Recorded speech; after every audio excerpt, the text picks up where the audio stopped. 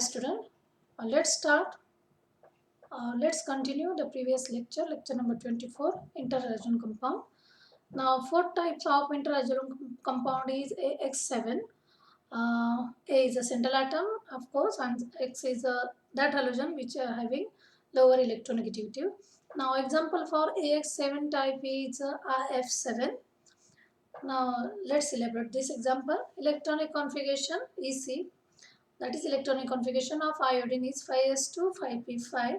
This is the valence electronic configuration of iodine, in which again no electron in d orbital, 5 electrons in 5p orbital.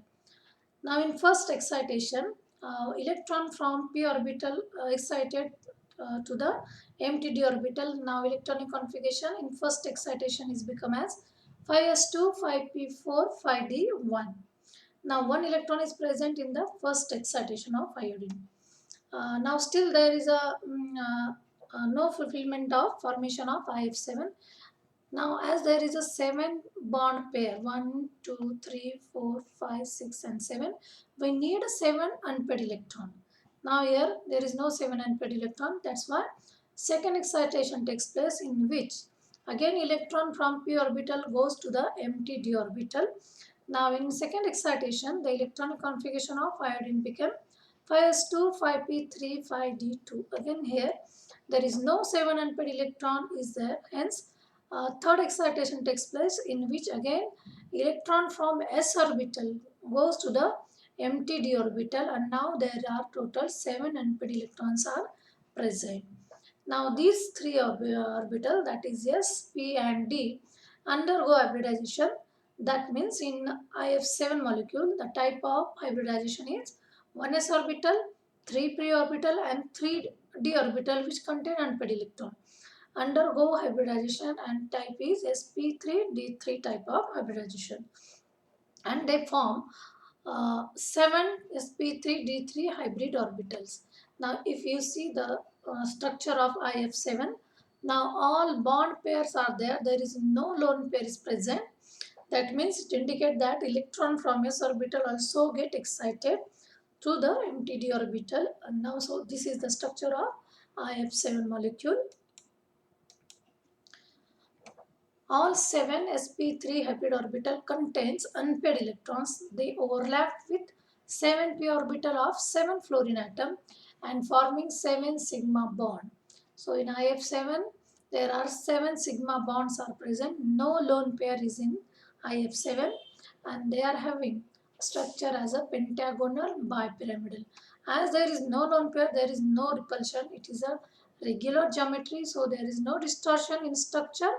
IF7 or AX type of interhalogen compound having their geometry as a pentagonal bipyramidal.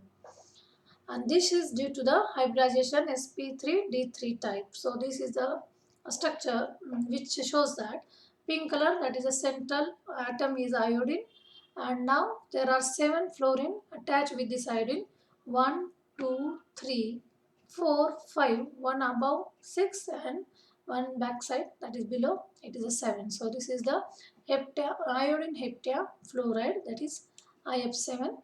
Now let's see overall view of interhalogen compound. Now this is the type of interhalogen compound.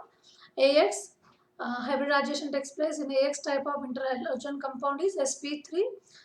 Lone pairs present, 3 structure is linear one. AX3, it is having hybridization sp3d.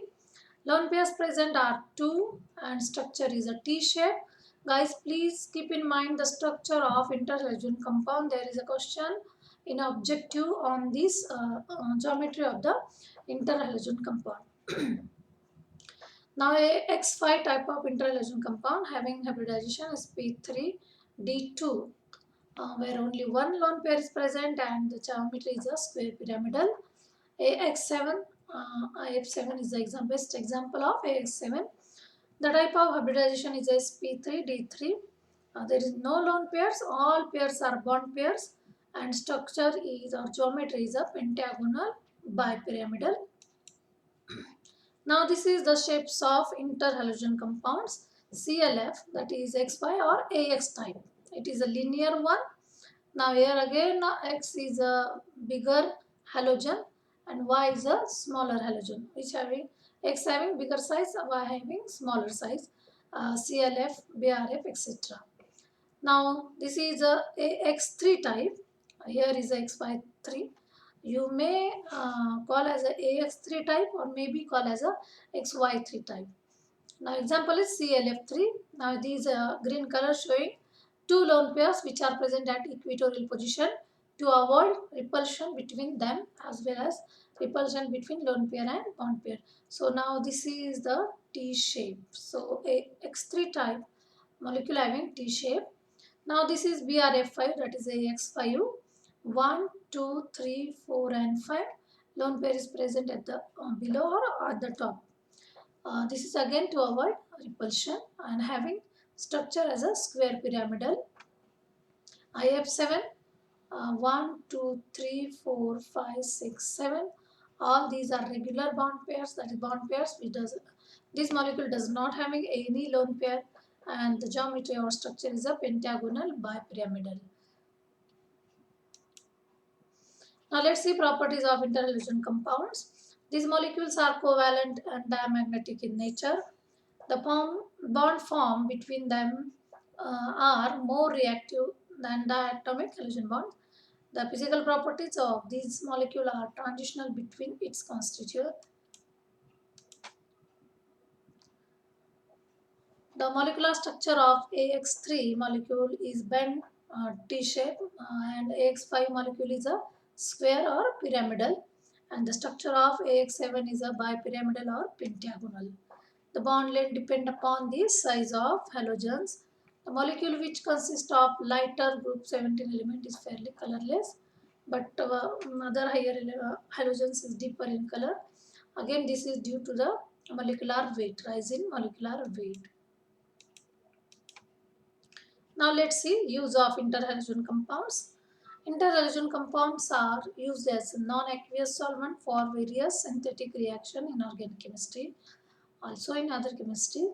They are used as a catalyst in a few reaction. UF6, which is used in the enrichment of this uranium-235, is produced by using, that means production of uranium-235 is due to the CLF3 and BRF3, which are interhalogen compound AX3 and AX5 type. Now this is the reaction uranium plus 3 CLF3, which is an interhalogen compound, and there is a formation of UF6 which is needed one. So for the formation of UF6, interhalogen compounds play important role. These are also used as fluorinating compounds. That means supply of fluorine is given by the this interhalogen compound. So guys, thank you for watching this video. Now on internet there are various structures related to interhalogen compounds are available.